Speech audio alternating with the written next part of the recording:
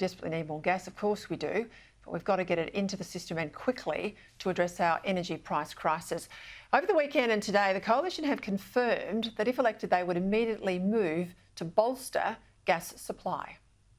We've certainly said that we will immediately, on coming to government, fast-track approvals for gas because it's the only way to bring prices down sustainably.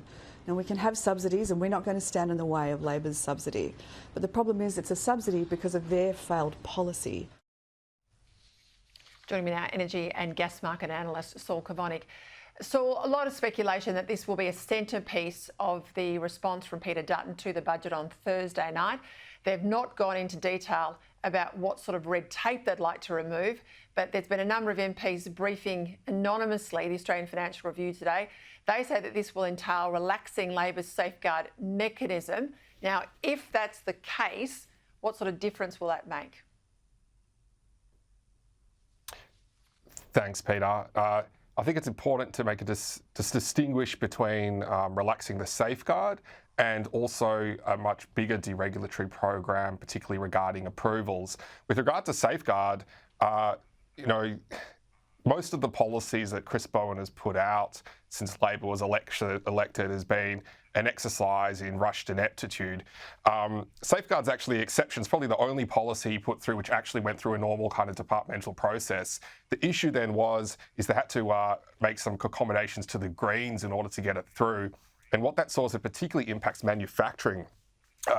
It's not just about the hindrances we're seeing in energy and gas supply costs into manufacturing, but Safeguard has actually rendered, like, for example, new manufacturing has to compete with completely unrealistic subsidised European carbon emissions standards instead of just using, for example, an average. So just making Safeguard more pragmatic will actually help a lot of manufacturing jobs across the country, both to keep existing manufacturing going and also allow investment in new manufacturing plants.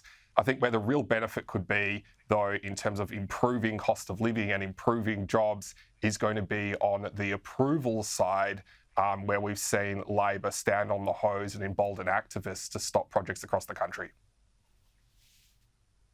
Last year we saw, of course, the Coalition put gas in its capacity investment scheme. This is their clean energy policy flagship. They announced last week too that they would fast-track the approvals for the North West Shelf expansion. How do all the investors that you deal with read this in terms of the Coalition's attitude to our energy policy? Well, I think the way the main investors are reading at things is they really just want to stop what we've seen under Labor, which is active hostility and attacking the sector. The reality is just that they see relief from a change of government in that we'll stop seeing active destruction of the core source of our energy security.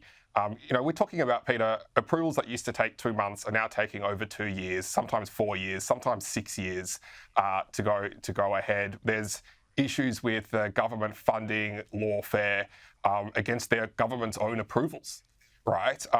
Now, beyond that, there's streamlining of approvals that we've seen from the Coalition, but also like gas in the capacity investment scheme. Gas is the best form of capacity, right? So the fact that it was excluded was an ideological problem that Chris Bowen had, again, accommodating the Greens, throwing blue-collar workers under the bus in the process. And he's actually delegated to the states, is basically saying, states, could you please put subsidised gas to then make our capacity investment scheme works? And what the Coalition is saying is, let's just be technology agnostic. Let's let whatever lower cost technology wins, which in many cases will be gas, because that will flow through to manufacturing, it'll flow through to our bills, it'll flow through to a lower cost of living.